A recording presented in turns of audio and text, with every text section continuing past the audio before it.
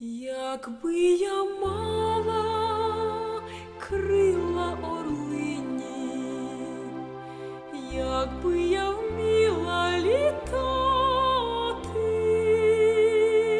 я б полетіла б на Україну свого милого шукати, я б полетіла Україну свого милого шукати.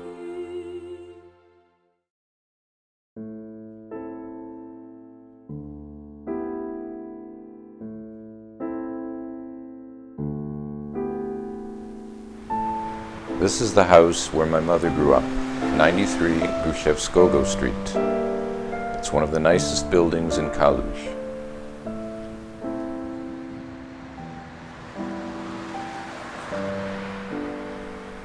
Today Kalusz is part of the Ukraine, but when my mother lived here, this was Poland, and the street was called Koliowa.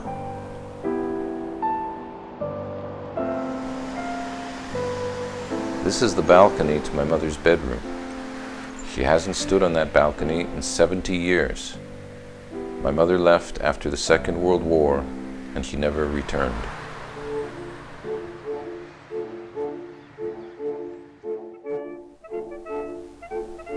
My grandfather, Moshe Likornik, built the house in 1930. He was in the lumber business. He made a good living selling lumber to the local salt mine. My mother, as a teenager, was the only child living at home. Her older brother Herman was in Vienna studying medicine. Her older sister Bronya had immigrated to Palestine.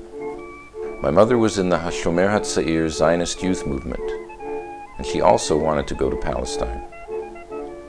Polish students were demonstrating against Jews, and anti-Semitism was on the rise.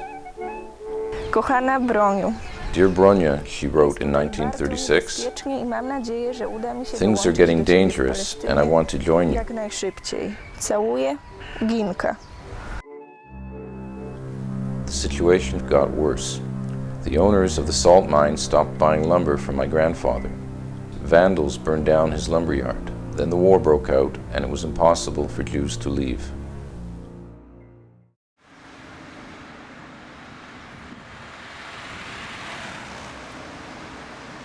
In 2011, I decided to visit my mother's house. It was confiscated during the war, and today it is a Ukrainian government building.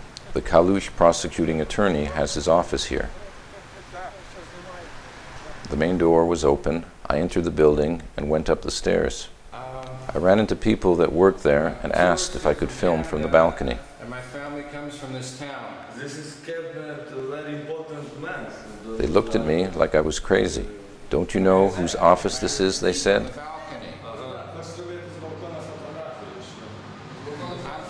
But then the prosecuting attorney himself happened to come by. He just shrugged and said, "Go ahead." Thank you.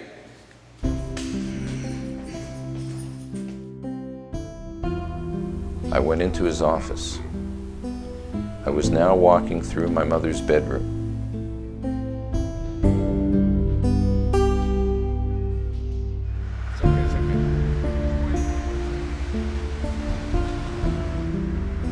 On the balcony, I could see people of all ages on the street below.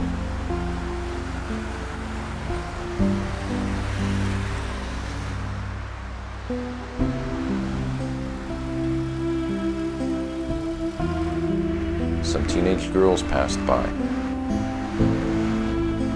They were just a bit younger than my mother was when the war broke out. I watched them walk towards the supermarket down the street. From the balcony, you can see the supermarket.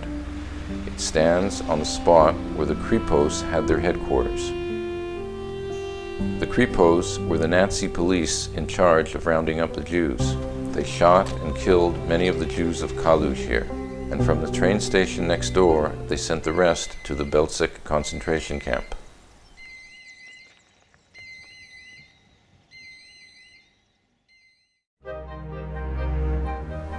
My mother didn't talk too much about what happened during the war, But one story she did tell was about the balcony. A Polish friend got her some forged documents that said she was of Polish nationality. It helped that my mother had blue eyes. She stood here on this balcony, and she made sure that everyone saw her smiling. While in the street below, Jews were forcibly taken to the Kripos station.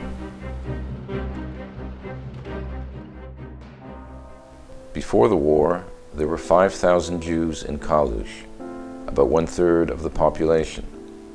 In this picture, painted in 1936, shops run by Jewish families are quite noticeable in the town square. But after the war, only 12 Jews survived. 2 of them were my parents. They married in a displaced persons camp in Germany and moved to Canada. Today, there are no Jews in Kalusz. About 70,000 people live here, but the only sign of Jewish life is the cemetery, which dates back several centuries.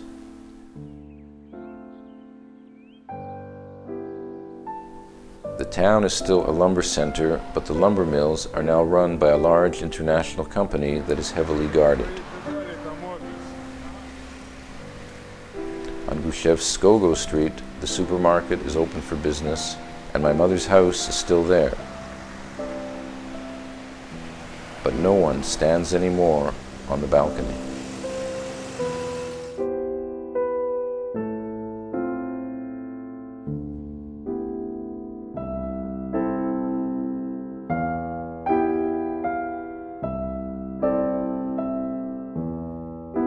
My grandfather was in the business. He was in the lumber business here. My grandfather.